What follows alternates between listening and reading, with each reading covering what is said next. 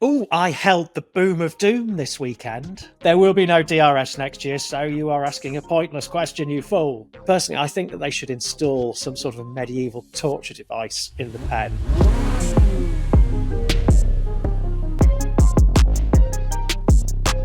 From Autosport.com and Autosport Magazine, I'm Kevin Turner, and this is the Autosport Podcast. Well, hello and welcome to the Autosport F1 Podcast, and this episode we'll be taking a look at the Qatar Grand Prix, where Max Verstappen gave himself a fighting chance in the World Championship with his 7th win of 2025. Poleman Oscar Piastri looked untouchable all weekend after winning the sprint and taking 2 pole positions, but a catastrophic strategy from McLaren robbed him of victory. Championship leader Lando Norris had a tricky weekend and was also hurt by McLaren's decision not to pit under the early safety car, something we're definitely going to be talking about shortly, and could only finish 4th behind Carlos Sainz, who starred for Williams. Norris heads into this weekend's Abu Dhabi finale with a 12-point lead over Max Verstappen, with Piastri 16 points behind his teammate. So perhaps not the weekend we're expecting, given McLaren's pace around the Qatar circuit. So lots for me and my guests to talk about. And the first of those is still out there. Stuart Coddling, welcome. I guess you got out of bed in a better frame of mind this morning than McLaren Strategy Group. Yes, in our sister website, motorsport.com, has a regular column. Who slept best last night? Who slept worst last night? And very easy one to write this weekend. Well, I ventured during the race that maybe who slept best last night could be the McLaren strategists because they're already asleep. Ooh, I see what you said there. Yeah, I see what you're doing there. Okay, well, we'll come back to that. I'll introduce my other guest, one of the unsung heroes of Autosport, Haydn Cobb. Haydn, how are you doing? How was your weekend? What an intro that is. My weekend was good. I don't think anyone slept well after this mid-triple header, various time zones, all that, yeah. But still, one race to go, and who knows who's gonna win the title. One race to go in this never-ending season. Let's get into the debrief then. We've got to start, Stuart, with another McLaren misstep. Obviously the safety car after the clash on lap 7, which just happened to be the right time to stop then, and yet neither McLaren peeled off into the pit. So how do you explain it? Are they just being too conservative? Are they too concerned about being absolutely fair with each of their drivers? How can you explain that decision? Well, it's quite difficult to explicate, isn't it? Because it's inexplicable. Just going up and down the paddock after the race, talking to people, team principals, all of them were saying that they'd all thought of what they might do if there was a safety car on lap 7. Frederic Vasseur of Ferrari said it was the worst case scenario, but it was a scenario that we'd considered, and we thought the best thing to do was pit because the maths stack up. You get a free pit stop, and then you have 2 sets of 25 laps to run on the rest of your tyres, because this circuit is such a high-speed venue that the tyre wear is such that Pirelli put that 25-lap cap. So very difficult to explain why McLaren chose not to. Their line is that they didn't think everyone else would pit. So their concern was that if they pitted and other people behind them didn't, then that would create track position problems for their drivers. And as to the other question, did they sort of look at what was happening and think, well, if we bring Lando in now, then he'll end up ahead of Oscar, and then that'll give us a load more mess to sweep up after the race? Is it really possible for people to be thinking that fast and make those sort of decisions in the seconds between Piastri passing the pit lane entry, Max Verstappen diving in, and then you had 1-2 seconds before you could have said to Norris, box, box, box, box? It suggests to me that they weren't planning on doing it anyway, and they stuck to their guns, and they were just a bit lead-footed. And we're maybe judging what happened based on our knowledge of the outcome. Are we going to see a point where a McLaren driver makes their own call? Could Lando have just gone, I'm coming in, chaps, this is the time? That certainly would have been the sensible option. But again, hindsight's useful in this scenario. And yeah, Codders, he makes a brilliant point in saying about hindsight being the key to this papaya rules and not trying to influence the total fight. But I just think in black and white, splitting the strategy seemed the bare minimum And yeah, probably Oscar Piastri would have stayed out, being the lead driver, and would have probably then been very unlucky, and we would have been talking about all this right now. They brought both in, double stacking. It would have slightly hampered Norris, sure, but again, that happened to other teams, and you win and lose. That's the nature of safety cars and double stacking and all that. That's sort of that's racing, really. You can't really legislate for that. But to bring neither in and just how the race unfolded it's mental. So yeah, maybe a driver will have to take strategy into their own hands come Abu Dhabi. Yeah, if you want to be the guy who has priority in a pit stop in a double stack scenario, there's a very simple solution to that. Qualify ahead of your teammate and be in front of them on the track, and then they're the ones who get disadvantaged in a double stack scenario. Well, we will come to comparing Piastri and Norris's weekend in just a moment, but Stuart, I have one more question first. Was McLaren also conservative in not putting either Piastri or Norris onto the soft tyre for the final sprint to the end, particularly given Piastri was very up for going after Verstappen? Piastri had such race pace. He obviously was coming back at Max Verstappen in those closing stages. He never looked like he was going to make it, although I thought his 22.9 immediately out of the pits was absolutely amazing. Should they put him on the soft, or was the soft just not going to hold up for those last few laps? Well, that is a very good question, because Pirelli thought it would, and they thought a final stint on the soft was very doable. McLaren said that they weren't able to catch up with Max in the end because of severe degradation of the tyres. If that's true, they would be the only team on the grid to have experienced that level of degradation. Everyone else we spoke to in the pen, all the drivers, all the teams, said there was zero degradation. They just couldn't overtake. And the reason they couldn't overtake was the degradation situation. Everyone was sort of in the same scenario with the tyres. Part of the reason this was such a processional race is that more or less everyone was locked into the same strategy, and they had the same degradation patterns and weren't able to do anything. So I just find McLaren's rationale there quite peculiar.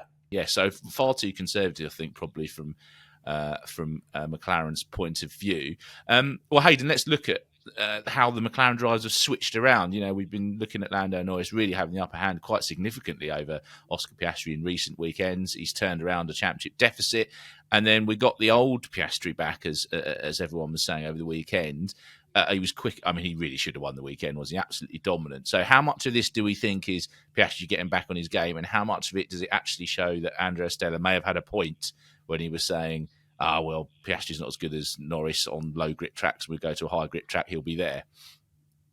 A bit of both, and I've got to give credit to Codders here, because funny enough, just before we jumped on to record this, going on Autosport Plus was his column on pretty much this exact topic. The circuit characteristics in Qatar, high grip, really sort of came into Piastri's strengths more so than Norris in this comparison, comparing it to like an Austin, a Mexico, low grip surfaces. But you've got to say as well, execution from Piastri himself did not put a wheel wrong himself all weekend, and obviously was quite deflated and dejected at the end of the race. And ultimately, it looks really difficult for his title chances going into Abu Dhabi, being in third now.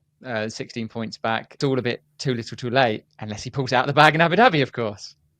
Now, Stuart, one of the things I thought was good about Piastri's weekend, or the race really, was that it was quite obvious quite quickly. I mean, Norris came on the radio and went, this doesn't look too great, chaps. So Piastri obviously tweaked it as well, but he was immediately into, right, well, I'm just going to go for it mode. Incredible race pace. He then started making the call of pitting early, which I have to say, I was already screaming at the television for. It's like, why would you go to the end of your stint here? You want to get onto the soft tyre and go after Max. He called it. He very much did everything he could, didn't he, to try and pull something out of the bag after McLaren's blunder. I would argue it's perhaps his best weekend in F1, with the possible exception of Baku last year. Do you think that's fair? Yeah, I think so. And there was such a contrast between the two McLaren drivers, wasn't there? You know, Norris visibly struggling. You saw the car waggling around on track. He just looked scruffy. Lots of angst-ridden radio messages between him and the pit wall. You know, his engineer saying you need to tweak your throttle shape at turn 7, and him saying, "Oh, I need some help here." You don't get Piastri running any sort of any sort of surrender flags up the flagpole, do you? He just sort of said, when he was told you need to do sub 24s for the rest of the race, we just sort of, okay, well, nice. And then he did it. Well, I was going to say he did do that, but of course, what we can't forget now is Max Verstappen and Red Bull turning their weekend around. So yes, effectively, they were given a massive bonus. They probably would have been a heroic second, wouldn't they, had it not been for McLaren's strategy blunder, because obviously Verstappen beat Norris off the line. But we should give them some credit for turning around a weekend where Verstappen was only 6th in sprint qualifying. So to go from that to winning the Grand Prix, and let's face it, his race pace was pretty good. He had Norris covered. Don't think he had Piastri covered, but given where they were at the start of the weekend, it's another example of a great turnaround for Red Bull. A lot of work went into that, because the suspicion is, because the RB21 has a tendency to sort of drift off into understeer in the kind of medium and fast corners that predominate in Qatar, that basically it was leaking lap time throughout the lap, and you saw that in qualifying, even after they'd debugged the car a little on the final Q3 laps. Verstappen was purple in sector 1. He was fractionally faster than both McLarens, but faster, and then that time just leaked away as the car understeered. And what they tried to do at the beginning of the weekend was offset that by running the car really, really low to generate as much downforce as possible. But that then induced a lot of the bouncing that he was complaining about. And so they had to reconsider their trade-offs between the understeer and mitigating some of that bouncing, because it was getting very difficult to drive. And I think finally, after the sprint qualifying and the sprint, that's when they were able to make the necessary changes. And it's another case of, they get it wrong at the beginning of the weekend, and then in that really, really narrow window, they only have one opportunity to change and find out what his effect is. They make that right decision at the time, and Max is able to exploit it. Well, Haydn, that's the point, isn't it? It's a little bit of a touch of the Sergio Perez's this weekend, I thought, in a microcosm, in the sense that when the car wasn't really quite quick enough, for the first time, we actually saw Yuki Tsunoda out-qualify Max Verstappen in the sprint race, and then they get the car in the zone, as it were, and he falls away again, which just makes me feel that probably Max is again able to hang on to a car setup that Red Bull have not been able to find with anyone else. Oh yeah, time and time again, Max is proving his worth and why he's a 4 and could be a 5-time world champion. And yeah, that performance that if it come Sunday, like you say, getting ahead of Norris into the first corner, clean side of the grid, obviously a bit advantageous, but took it. And then once McLaren's strategy blunder unfolded, he did the rest. Clean air obviously is going to be a massive boost for him in that time, which he largely had. He still needs a touch of things to go his way, a little bit like we've just seen in Qatar come Abu Dhabi, but you'd be bold to bet against him not at least being in that opportunity to strike come next Sunday. Pretty remarkable that Verstappen's got the same number of wins, Grand Prix wins this season as Piastri and Norris, really. But there we go. Well, look, before we move on to the driver ratings, I think we've got to give a shout out to Carlos Sainz and Williams, but Sainz in particular has really come on strong over recent races. Stuart, I mean, this wasn't a track that Williams had down as being one of their stronger ones, so qualifying 7th was already a pretty good going, but then he basically, both Sainz and the team nailed every opportunity they had. Yes, came as a big shock to the people who they'd kind of usurped from those positions ahead of them. Obviously, circumstances did come to them, but you've got to be in the right place, haven't you? And Sainz really did the job in qualifying, and then kind of the race came to him in a way, because George Russell got a bad start on the dirty side of the grid, lost a place. Then, of course, when everyone decided to pit, Mercedes had to double stack. Williams didn't, because Alex Albon was further behind. And then again, it just sort of compounded. And so Sainz found himself in the right place.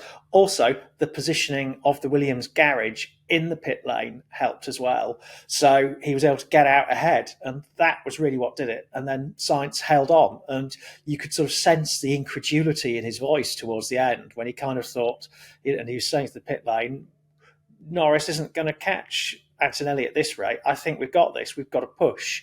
And then you heard the anguish in his voice when either something went wrong, like he might have had a curb strike and hit the floor, or the tyre started to go away from him.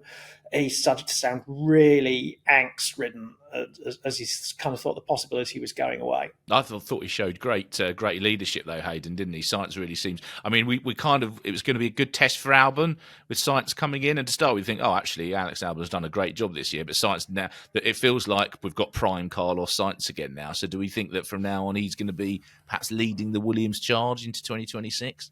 It's like at least going off momentum off the back of this season. It's been a curious season of two halves for the two Williams drivers. As you said, Albon as the settled driver was banking all those points finishes for the first half of the year, while Sainz was, through a combination of poor fortune and adjusting to the team, the car, etc., was struggling to match that. And then as he's got used to all of that and his misfortune has somewhat quelled a little bit, he's put in those performances that have seen, again, taking the opportunities that when they come, podiums in Baku and Qatar, and has picked up all the points since. Whereas Albon's, for various reasons, gone amiss on those points. I don't think he's scored in the last 6 or 7 races, whilst Sainz has basically, done the opposite. So if you put the two seasons together, they're phenomenal. The right bits, anyway, they're phenomenal. Right, well, let's get into the driver ratings. Now, unusually, the man that does these ratings isn't with us to defend himself, so we should have a field day with Jake Botsall-Legg's driver ratings. Go to allsport.com to click on the driver ratings from the Qatar Grand Prix. All 20 drivers rated across the whole weekend, but we're going to talk about the top 5 and bottom 5 to have a little bit of fun here, hopefully. And I'm going to try and make this a bit easier for the chaps because we've got 5 drivers on 7 out of 10 when we're looking at the top 5. Andrea Kimi Antonelli, Fernando Alonso, Yuki Tsunoda, Pierre Gasly and Isaac Hadjar. Now, I'm going to knock out Fernando Alonso on the basis that he spun during a Grand Prix, which shouldn't happen, especially with someone of Alonso's calibre. So I'm not going to put him in the top 5. And I'm also going to suggest that Yuki Tsunoda really... too far off Max Verstappen to be in the top 5. So unless you guys have got anything to say about that, I'm going to leave you with Antonelli, Gasly or Hadjar as a 2 from 3 scenario for 4th and 5th. Yeah, of those lot, I'd probably give it to Hadjar just through, he lost his result through no fault of his own with that late puncture. Before then, he'd largely been doing a very solid job once again, decent stint and was fighting in that sort of DRS train pretty well. But yeah, unfortunately it went awry through no fault of his own. Yeah, I'd have given him 8, actually. I mean, he qualified up in the top half dozen in the Racing Bulls. He didn't do anything wrong. He was holding George Russell off for the whole race. So I'd have given him 8, I think. So would Hadjar be your choice out of those 7 out of 10ers? Definitely, and I would drop Gasly because although he qualified well, he got himself involved in that tangle with Nico Hülkenberg and caused this whole safety car farrago. Anyway, I've got half a mind to leave this podcast right now, go down 3 floors and knock on JBL's door and ask him what on earth he was thinking about. I mean, that's very tempting to do, but might make for an awkward podcast. But yeah, I mean, actually, I got the distinct impression that Jake felt that the clash between Hülkenberg and Gasly was more Hülkenberg's fault. I disagree. I think it was probably a racing accident, and if anything, Gasly was washing out towards the Sauber. So I'd have given Hülkenberg probably 7 out of 10 and given Gasly 6 out of 10, which is the opposite. Right, well, let's get into the top 3 drivers. We've got 2 drivers on 9 out of 10. Max Verstappen and Carlos Sainz. I'm struggling to disagree with that, other than I might have been tempted to give either or both of them 10, really, depending on how generous I was feeling. Any strong thoughts on that, chaps? Yeah, I agree. I think Sainz was really pushing for a 10 overall. I can't see where he was faulted as such, but yeah, I guess Verstappen doesn't quite earn that full 10 given sprint race, sprint quali. He was out qualified by Tsunoda there, and it didn't quite go flawlessly. So yeah, no 10 for me for Verstappen there. Okay, fair enough. So we'll give Sainz second, Verstappen third, and I think it's a fairly obvious. As we just said, it's probably Oscar Piastri's, if not his best weekend, and certainly one of them. And with the pressure of a championship fight that he looked to be out of, so I don't have any issues with a 10 out of 10 for Piastri. Lost the race through no fault of his own. I can't really fault him. I know he had that wobble, didn't he? But I mean, he even that he saved better than Norris. Uh, so Yes, I'm pretty quite. happy with JBL's 10 out of 10 in a first place for him. Into the bottom 5, and now JBL's really not done us any favours here because he's decided not to use the scores 1 through 4. So we have 5 drivers and 5 out of 10. The inevitable Lance Stroll, who always appears in this debate, and then we need lots of help to remember what it was that he did in the weekend. Esteban Ocon, Franco Colapinto, Alex Albon, and Lewis Hamilton with another shocking weekend for Ferrari, although you have to say that Ferrari's problems appear to be rather deeper than a disgruntled 7-time world champion. So I'm not going to go through all these and try and put them in an order. So should we just pick a wooden spoon winner for this? There's no one so obvious like we've had with a couple of previous races. Who should he have given a 4 to, Haydn? I mean, for me, Stroll, because there's no standout candidate, therefore Stroll becomes standout candidate in this. Just very... He was 17th, by the way. Yeah. The last of the runners not to be delayed with punctures or whatever. Very forgettable. Never really in the reckoning. Like, I know the comparison to Alonso is well covered, and at this point, there's no point going into it. Yeah, I'll go with Stroll for the worst of the bad bunch. I mean, we should just say he did qualify 18th. Well, actually, he was slower than Bortoletto, but ended up starting 18th. And then he finished 17th.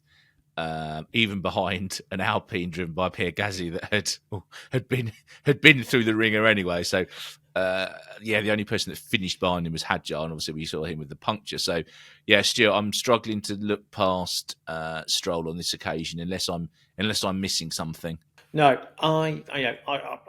as you well know, I view 5 as the strict average for this driver rating malarkey. So 5 is when a driver has been average.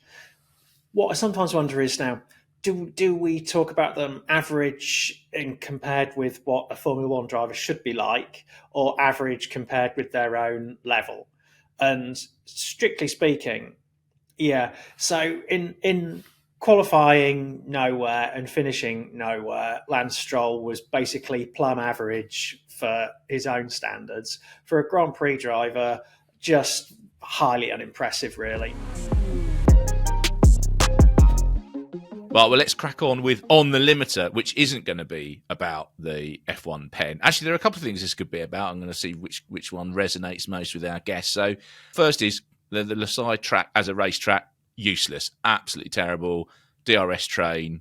Okay, I know that the drivers like it's the high-speed corners, but as a racetrack, no, doesn't do it for me, especially when you combine it with the 25-lap tyre limit, because obviously Pirelli is struggling to get a tyre to work across that track as well.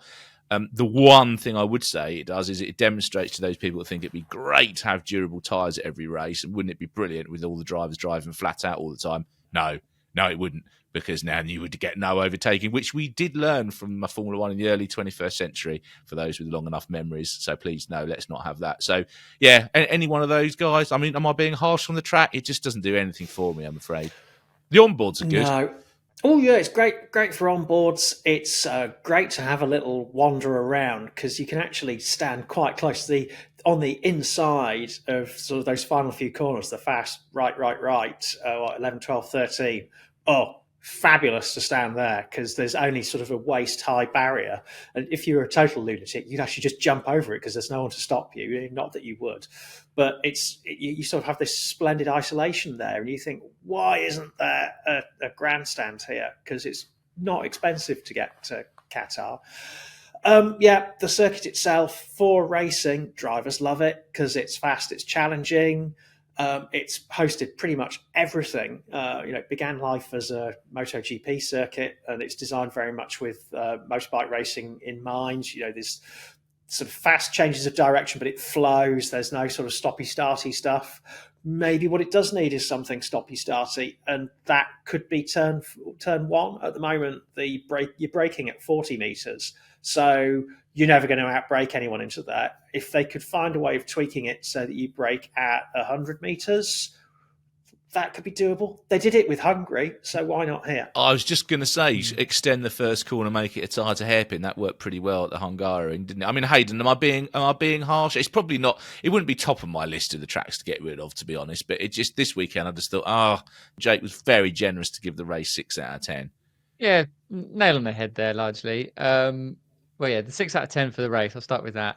Yes, only because of McLaren's strategy call.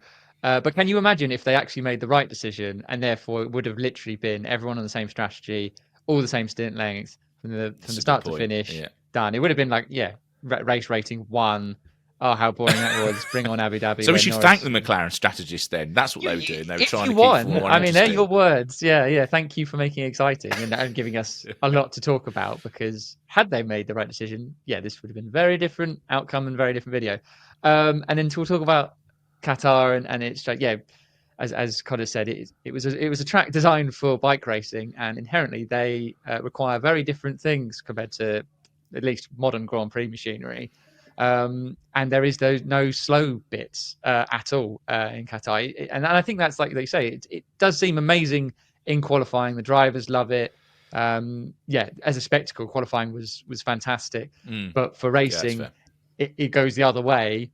Well, okay. Well, you've persuaded me that maybe track changes rather than getting rid of it is fair. Then the other thing I think we should cover off is I'm not a conspiracy theory kind of guy as it is, so I find it tedious in the extreme when they come out. So a whole lot of nonsense about racing driver makes mistake, other racing driver who happens to be fighting for a championship goes past. Cue lots of conspiracy theories about Andrea Kimi Antonelli moving out of Lando Norris's way because they've got a Mercedes engine or something. Despite the fact that Mercedes are actually in the middle of a Constructors' Championship contest with Red Bull and need all the points they can get. And Toto Wolff has responded with suitable levels of fury and irritation. Any thoughts on that, Stuart? You're the person on the ground. Were there any sensible people making comments about this, or was it just the crazies, really? Can I just add before we jump on, because it is literally happening as we record, Helmut Marko has come out and apologised for his comments about Antonelli. Fair enough. After his stream of abuse that Antonelli received online overnight. So whilst it doesn't exonerate Marko on what he's doing, he has at least backtracked. Yeah, I would also say before I let Stuart answer is that Red Bull have had 4 cars on the grid for many years. On a number of occasions that has been useful to them. So I feel like even had this been a change around, there would have been a certain level of hypocrisy in the comments. But as it was when we saw the replay, because it was a mistake anyway. So Stallman and teacup stuff, really, wasn't it, Stuart? Yeah. Now here's a quandary for us, because a couple of weeks ago, someone shared with me a screen grab of one of the comments from our website from someone who said it seems that Stuart Coddling spent his latter day career devoting his entire life's work to telling people on the internet that they're wrong. And far be it from me to break with this tradition, because people of the internet, you are wrong. It galls me to have to even discuss a point as stupid as this when it was clear to everyone that he had a problem.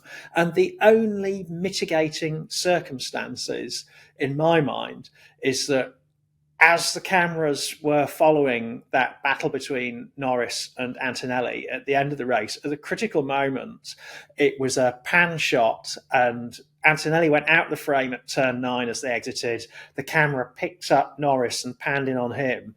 And Antonelli started to have his moment while off camera. But if you rewatch it again through F1 TV, and you can clearly see what's going on, that Antonelli gets that corner wrong and goes wide. The problem is that on the international feed, when it did cut to them, and you saw Antonelli, he was sort of travelling slowly back onto the circuit over the curb. So you can see why someone might make a snap judgment about it and say, oh, he's just let him pass. But I think basically it's one of those things where frenzy develops. So you had Gianpiero Lambiase saying to Max Verstappen, oh, it looks like Antonelli's let Norris past. Then you have Marko gobbing off like a silly old man.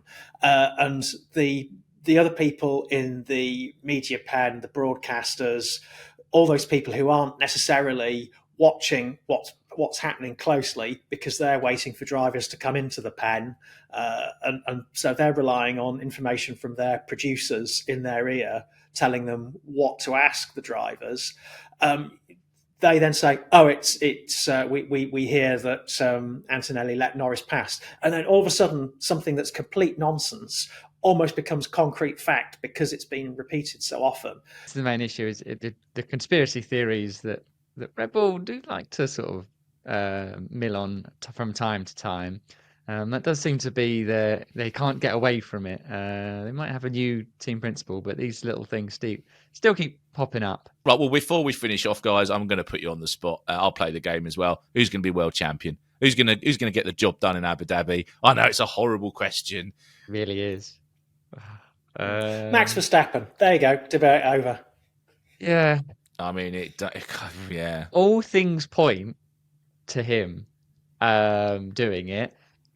And if you're the Drive to Survive producers, that's who you ideally want to finish this storyline.